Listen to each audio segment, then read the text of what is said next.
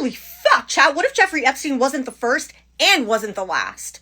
Watch this. Jeffrey Epstein was the most recent operator in a networked abuse system that goes back hundreds of years. In 1989, an unemployed Belgian electrician named Marc Dutroux was convicted of kidnapping and raping 5 young girls. He served only 3 years of a 13-year sentence. After his release, he did it again. This time, he took 6 more girls aged 8 to 19, and he held them in a soundproof dungeon he built below one of his 7 properties which he purchased without a job. This time, it became a national scandal because he was credibly accused of supplying girls to Belgian politicians, judges, and police officials. Once again, the investigation was stopped, and his files went missing inside of government facilities, and more than 20 witnesses died under strange circumstances like suicides, car crashes, and sudden illnesses. The official story is that he was a lone predator with a few accomplices. You can also look back to 1987, where the police arrested 2 well-dressed men in Tallahassee, Florida, who were traveling with 6 children who they did not know. The kids were starving and filthy, and the men belonged to a secret cult called the Finders in Washington, D.C., which was started by a former U.S. Air Force Master Sergeant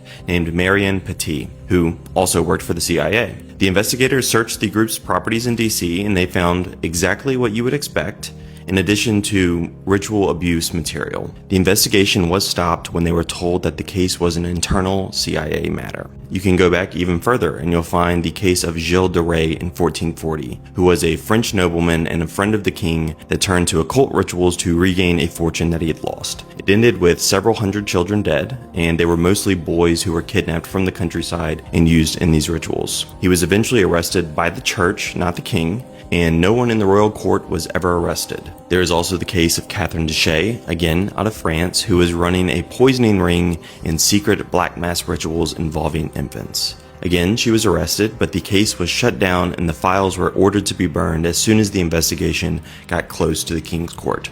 We only know about this case because the investigator secretly kept his own copies. All of these crimes and criminal networks share the same fingerprint. They're all shut down and suppressed as soon as they reach the people up top. If you want to learn more, I have a documentary on YouTube decoding the occult and religious symbols on Jeffrey Epstein's properties and connecting them to several of the cases that I covered here.